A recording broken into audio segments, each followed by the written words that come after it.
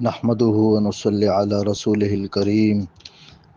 بسم الله الرحمن الرحيم. عن أبي هريرة رضي الله تعالى عنه يقول: قال رسول الله صلى الله عليه وسلم: يخرج في آخر الزمان رجال يختلون الدنيا بالدين، يلبسون للناس جلود الذأن من اللين، ألسنتهم أحلى من السكر وقلوبهم قلوب الذئاب. يقول الله عز وجل: أبي يغترون أم علي يجترئون، فبي حلفت لأبعثن على أولئك منهم فتنة تدع الحليم منهم حیرانا. رواہ الترمذی، حدیث نمبر 2404۔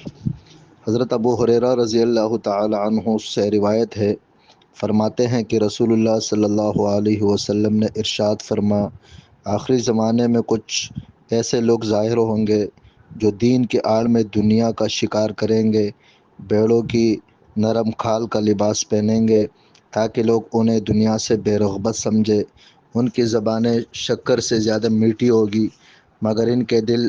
بھیڑیوں جیسے ہوں گے۔ ان کے بارے میں اللہ تعالیٰ کا فرمان ہے: کیا یہ لوگ میرے ڈیل دینے سے دھوکہ کھا رہے ہیں یا مجھ سے نڈر ہو کر میرے مقابلے میں دلیر بن رہے ہیں؟ مجھے اپنی قسم ہے کہ میں ان لوگوں میں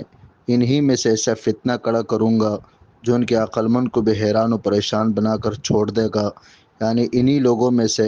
ایسے لوگوں کو مقرر کروں گا جو ان کو طرح طرح کے نقصان میں مبتلا کرے گا۔ میرا عزیز بھائیو دوستو، اس حدیث میں آپ علیہ الصلوۃ والسلام نے قیامت کی نشانیوں میں سے ایک نشانی یہ بتائی ہے کہ آخری زمانے میں ایسے لوگ ہوں گے جو دین کا لبادہ اوڑھ کر وہ دنیا کے بڑے پجاری ہوں گے، دنیا کے ساتھ ان کی محبت ہوگی اور لوگوں کو ٹھگنے کے لیے، لوگوں کو دھوکہ دینے کے لیے وہ دین کا نام استعمال کریں گے، اور علماء، صلحاء، بزرگوں کا لباس، ان کا طرز طریقہ وہ اپنائیں گے تاکہ لوگ میں ہماری طرف راغب ہو جائے اور اس کے ذریعے ہم دنیا کھائے، دنیا کھمائے۔ لیکن اللہ جل شانہ نے ایسے لوگوں کے بارے میں فرما کہ یہ لوگ مجھے دھوکہ دینا چاہتے ہیں، میں ان لوگوں کو ایسے فتنے میں مبتلا کروں گا جو فتنہ انہی میں سے اٹھاؤں گا۔ میرے عزیز دوستو، آج کل کے زمانے میں اور ہمارے اپنے معاشرے میں اگر ہم دیکھیں تو ایسے لوگوں کی کمی نہیں ہے۔ قیامت کی جو علامات آپ علیہ الصلوۃ والسلام نے مختلف احادیث میں بیان فرمائی ہے تو ان کے اکثر جو علامات ہے وہ ظاہر ہو چکی ہے۔ یہ علامت بھی تقریباً ایسا ہی ہے کہ بہت سارے لوگ جو دین کے لبادے میں، دین کے لباس میں اور دیندار ہونے کے ناطے وہ دنیا کمانے کے چکر میں لگے ہوئے ہیں اور دیندار لوگوں کو دھوکہ دے رہے ہیں کہ میں تو بڑا اللہ کا ولی ہوں، میں تو دنیا سے بے رغبت ہوں، میں تو دنیا ترک کر چکا ہوں، میں تو دنیا چھوڑ چکا ہوں، جبکہ دنیا سے اس کی بہت زیادہ محبت ہوتی ہے۔ حضرت حسن بصری رحمہ اللہ کے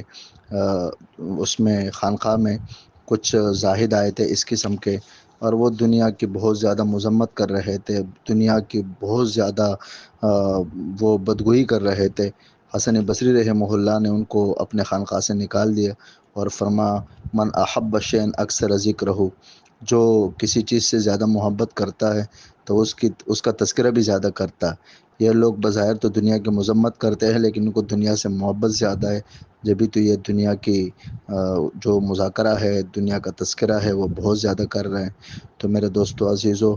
ہمیں متبع سنت اور اس قسم کے ٹھگ لوگوں میں پہچان اور تمیز کرنا ضروری ہے۔ اللہ ہم سب کو اپنے عافیت میں رکھے، اللہ ہم سب کے دلوں میں آخرت کی جو فکر ہے، آخرت کا جو درد ہے وہ ہمارے دلوں میں پیدا فرمائے، اور دنیا کی محبت اور اسی طرح جاہ اور اسی طرح مرتبے اور مناصب کی جو محبت ہے وہ ہمارے دلوں سے نکال لے۔ آخر دعوانا الحمدللہ رب العالمین۔